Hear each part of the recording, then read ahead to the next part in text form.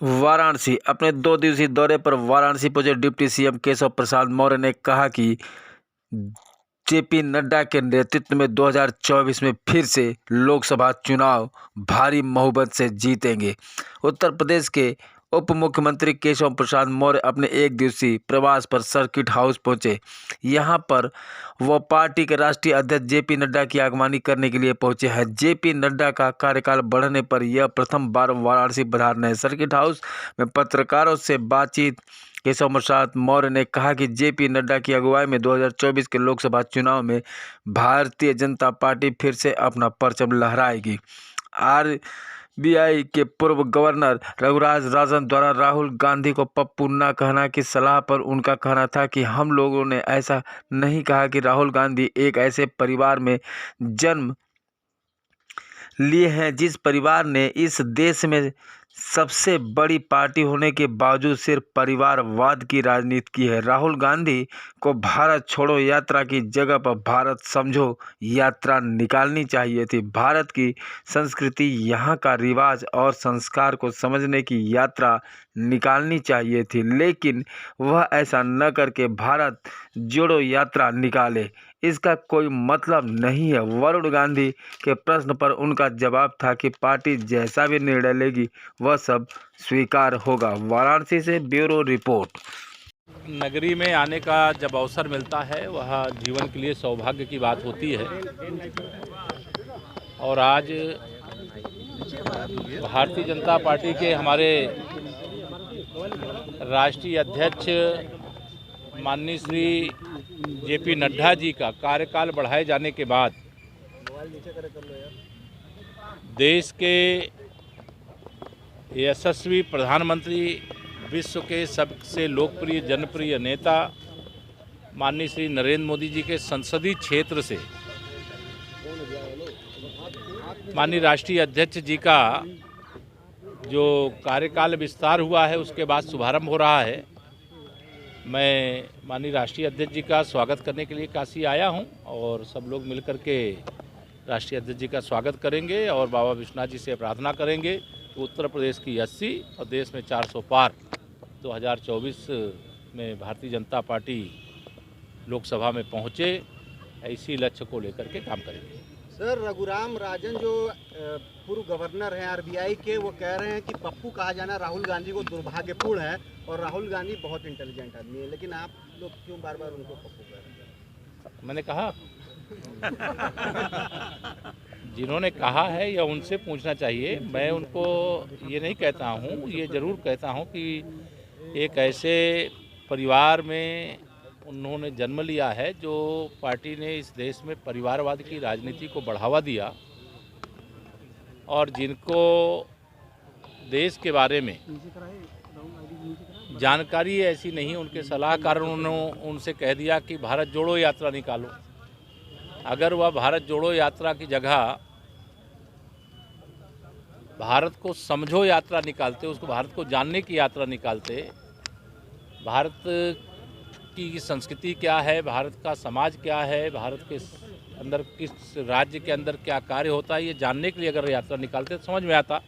लेकिन उन्होंने यात्रा निकाली और भारतीय रिजर्व बैंक के जो पूर्व गवर्नर हैं उनका मैंने आज बयान मैंने भी देखा है, लेकिन हमने उनको पप्पू नहीं कहा है, ये उन्होंने कहा है और उन्होंने क्यों कहा है या तो उनसे पूछना चाहिए। मैं तो इतना ही मानता हूँ कि वो उत्तर प्रदेश के अमेठी से लोकसभा का चुनाव 2019 में लड़े थे, हार गए और केरल से जीत करके भारत की संसद के सदस्य हैं और कांग्रेस के पूर्व राष्ट्रीय वरुण गांधी का क्या होगा? पीलीभीत से सांसद ये मैं कह उनसे पूछो ना। वरुण गांधी, क्योंकि राहुल गांधी ने भी मना कर दिया और अक्सर जब से भाजपा की सरकार, मोदी जी की सरकार, वो मुखर रहे हैं भाजपा की सरकार को लेकर। तो पार्टी का जो विषय है पार्टी विचार करेगी, ये केशव प्रसाद विचार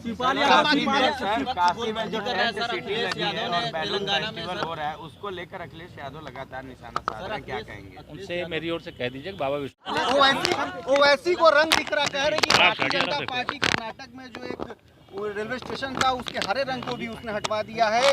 भारतीय जनता पार्टी को रंग में भी धर्म नजर आ रहा है। भारतीय जनता पार्टी सभी रूप, सभी रंग, सभी देश के सभी प्रदेशवासियों के प्रति बहुत आदर और सम्मान का भाव रखती है। अभी काशी के लोगों ने तो वह विहंगम दृश्य देखा है जब काशी और तमिलनाडु का संगमम का कार्यक्रम यहाँ पर हुआ है।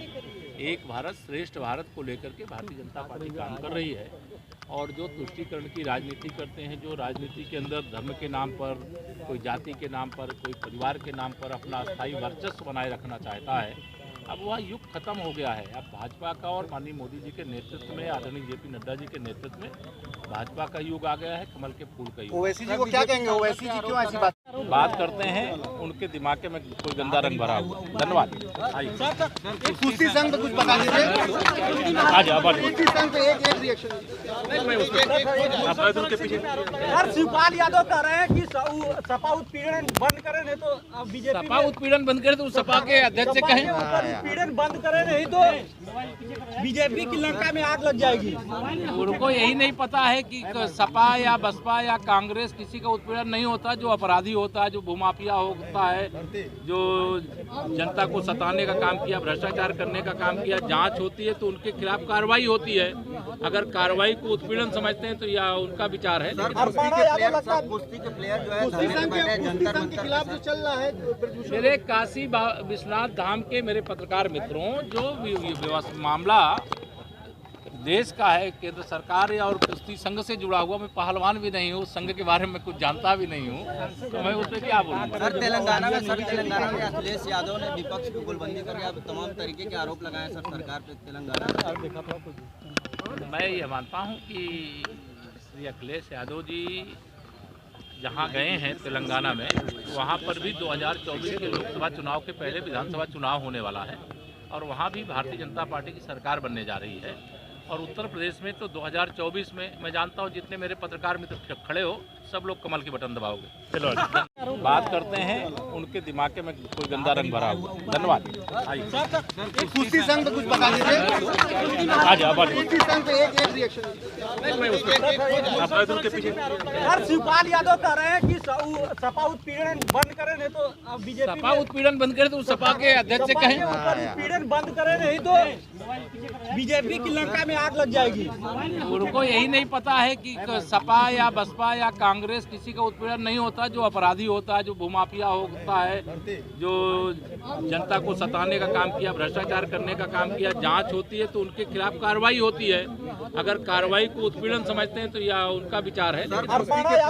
कुश्ती के प्लेयर जो है कुश्ती संघ के खिलाफ जो चल रहा है, मेरे काशी विश्वनाथ धाम के मेरे पत्रकार मित्रों, जो मामला देश का है, केंद्र सरकार और कुश्ती संघ से जुड़ा हुआ, मैं पहलवान भी नहीं हूँ, संघ के बारे में कुछ जानता भी नहीं हूँ, तो मैं उस पर क्या बोलूँ। सर, तेलंगाना में अखिलेश यादव ने विपक्ष की गोलबंदी करके अब तमाम तरीके के आरोप लगाए सर सरकार पे तेलंगाना में। मैं ये मानता हूँ कि श्री अखिलेश यादव जी जहाँ गए हैं तेलंगाना में, वहाँ पर भी 2024 के लोकसभा चुनाव के पहले विधानसभा चुनाव होने वाला है और वहाँ भी भारतीय जनता पार्टी की सरकार बनने जा रही है।